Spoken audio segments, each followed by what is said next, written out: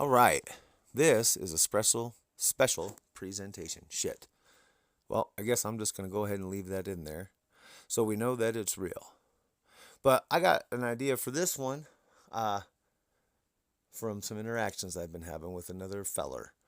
And then I listened to something by Kathy Loves Science or Kathy Loves Physics that also made me go back and study a little bit more and add one more part to this about the Dunning-Kruger effect. So shout out to Kathy Loves Physics. She's a goat for real.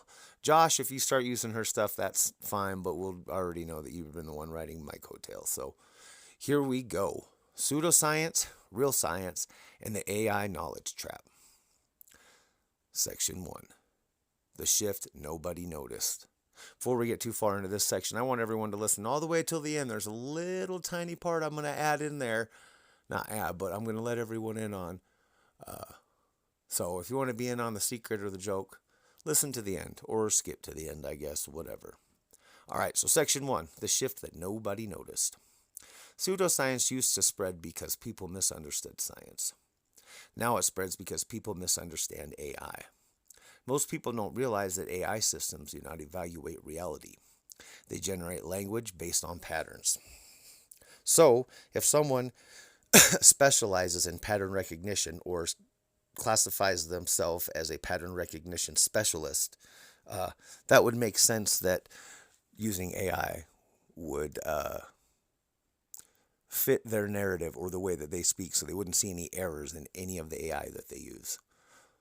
So, since most people don't realize that AI systems don't evaluate reality, they generate language based on patterns. So when AI is used as a source of facts, it does not produce knowledge. It produces sentences that sound like knowledge. This small difference completely changes how misinformation looks. It no longer looks extreme. It looks calm, professional, neutral, educated. Real science versus pseudoscience versus AI-generated explanations. Real science starts with uncertainty, defines what can be measured, specifies methods, publishes limits and failures, narrows what might be true.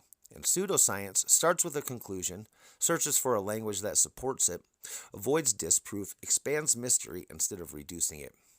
AI-generated explanations look different. They are not openly mystical. They are not obviously fringe. They are fluent narratives assembled by existing text. The problem is not simply whether they are right or wrong. The problem is that they are not grounded in a method for knowing. How AI creates invisible knowledge gaps. AI can fill sentences. It cannot fill understanding, which is what I've been saying for years, but more specifically on this channel for months now. You can know all you want to. No. Knowing is forceful. Knowing is being right. Knowing is telling other people they're wrong and calling them names when they don't know, in quotations, the same things you do. Knowing is technically ignorance, unless you keep it to yourself and you use it on the way to understanding. People who understand technically are the ones who know, but the people who know and say they know and talk about knowing and having gnosis all the time, and that's all they do, well, those are the ones that we're talking about. But you can read an entire explanation and still be unable to answer what causes what. The information is not only wrong, it's misshaped, it cannot be tested, it cannot be falsified, it cannot be meaningfully challenged. How to spot AI-driven pseudoscience quickly. 1. Heavy vocabulary, foggy claims. If you cannot point out what would be measured or tested, then that is a red flag. 2. Smooth blending of unrelated fields. Physics, consciousness, mythology, technology, spirituality, with no justification for why those jumps are legitimate. Authority language without sources. Studies show, or researchers say, no names, no journals, no years, no methods, no citations in scientific journals or anything, just people say or scientists say or the mainstream says. Number 4, flat, uninterrupted confidence, no uncertainty, no boundaries, no discussion of difficulty. Everything is fluid and easy, and it sounds like they were born knowing this information. 5, engagement, optimized structure, hooks at speculation, but no real mechanism. They use all the words that you want to hear and tie everything together in the way that you think it should be in order to keep your attention. There's no real information here, just a bunch of buzzwords tied to other buzzwords and someone who has a feel for what hits on Instagram. Section 5. Or is it? The Dunning-Kruger effect. This is where the situation becomes much more dangerous. The Dunning-Kruger effect describes a pattern in which people with low expertise tend to overestimate how well they understand a topic. And now that AI is available, oh boy, has this shit gone off the hinges. AI dramatically amplifies this effect. Why? Because AI can instantly produce fluent explanations, confident tone, advanced vocabulary, well-structured arguments. A person can now sound competent without ever forming a real internal model of the subject or having a real thought in their stupid, dumb heads, even if they put hats and bandanas on or around them. A simple loop will form. You ask AI for an explanation. The explanation sounds professional, so you repeat it. You receive engagement and validation, so your confidence increases. Your dopamine's triggering, firing, all cylinders are going. You're almost like a masturbatory monkey. But real learning normally involves confusion, mistakes, partial explanations, failed reasoning, and revision. AI removes those uncomfortable signals. Fluency replaces struggle, and fluency feels like competence. Even worse, when explanations mix several complex disciplines, the listener often lacks enough background in any one of them to recognize where the errors are. That includes the narrator or the person reading from the AI shit. They don't know either. That's why they're reading it and they're doing it before you figured out how to do it so they can look smarter than you. Confidence rises exactly where error detects its weakest. AI does not create arrogance. AI removes feedback that normally corrects it. How pseudoscience becomes AI-based lies. Old pseudoscience needed believers. New pseudoscience needs prompts. You can request a scientific-sounding explanation for a fictional idea and receive something that sounds cautious, balanced, interdisciplinary, and research-based, but literally contains no experiment, no model, no falsification path, no independent thinking, no thought process, nothing that involves you. It is not designed to be wrong. It is designed to be convincing, like a con artist or a grifter. Example of an AI-manufactured pseudoscience. In this presentation, Joshua Jammies used to demonstrate how AI-generated pseudoscience stories are constructed.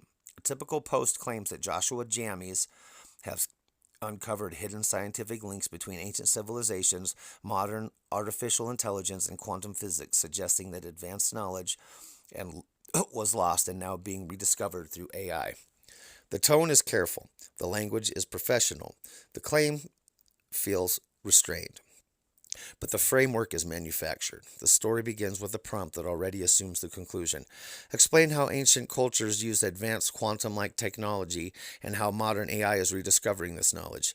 The AI then bends. Popular writing about quantum physics. Simplified history of ancient cultures. Modern AI technology. Neuroscience and consciousness language. Spiritual and metaphysical phrasing. The result is not research. It is a narrative assembled from stylistic patterns. In the Joshua Jammies instance, the structure is always similar. Ancient civilizations are framed as technologically advanced. Scientific terminology is borrowed to legitimize the idea. AI is positioned as a rediscovery tool. Cosmic or high intelligence implications appear. People refer to it as a assistant or a butler instead of giving all of the credit to the AI, because AI is doing everything for you and you're just reading what it printed out. No experiments are described, no models are defined, no primary sources are cited, no falsification path exists. The story does not rely on one fake paper. It invents relationships between fields that were never shown to be connected. Physics language is used to justify cultural claims. Cultural claims justify technological conclusions. Technological language justifies metaphysical ideas. Each step sounds reasonable in isolation. The chain itself is never demonstrated. This is the defining feature of AI-driven pseudoscience.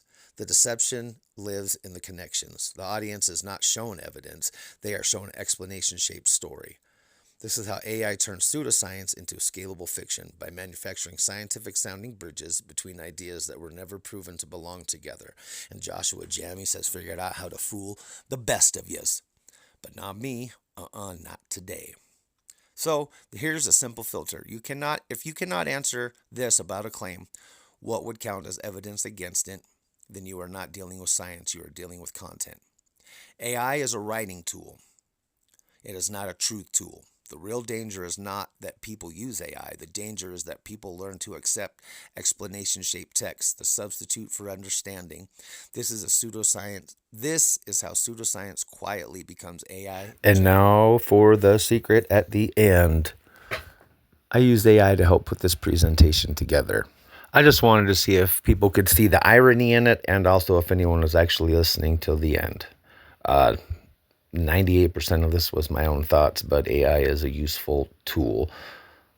That's about it, to help put things together and organize thoughts. It's not to redirect science or to make you feel or seem smarter than you are. That's it. Peace. Love y'all.